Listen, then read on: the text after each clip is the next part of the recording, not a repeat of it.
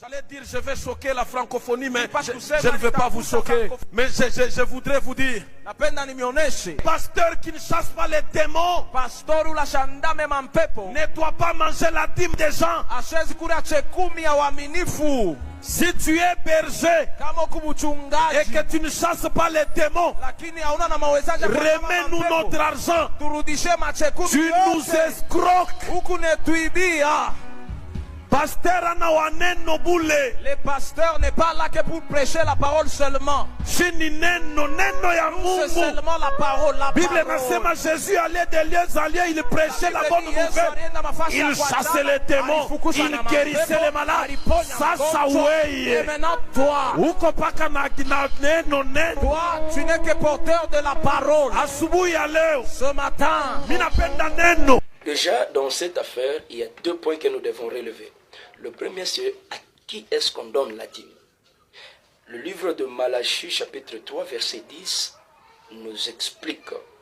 Là, il s'agit d'apporter la dîme dans la maison du trésor, c'est-à-dire dans la maison de Dieu.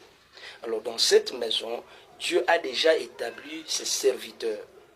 Quand on donne la dîme, on donne à Dieu, c'est-à-dire on donne à Dieu, on la dépose dans la maison du trésor. Aujourd'hui, ce sont nos églises.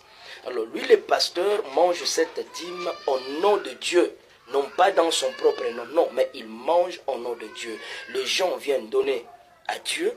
Et comme c'est le pasteur qui travaille là, qui est établi là, c'est lui qui va manger cette dîme au nom de Dieu. Le deuxième point que nous avons à faire, c'est qui peut chasser les démons. Le livre ou l'évangile selon Marc, chapitre 16, verset 17, nous dit, « Voici le miracle qui accompagneront ceux qui auront cru à mon nom. » Ceux qui auront cru à mon nom, ils chasseront le démon. L'affaire de chasser les démons n'est pas réservée aux pasteurs. Dans la chrétienté, l'affaire de chasser les démons, c'est l'affaire de tout le monde. Ce n'est pas un domaine privé réservé uniquement aux pasteurs. Alors, si on dit que le pasteur qui est censé manger la dîme, c'est celui qui est capable de chasser les démons, cela revient aussi à dire que tout celui qui paie la dîme doit nécessairement être un démoniaque. Or, celui qui donne la dîme, c'est un chrétien infidèle.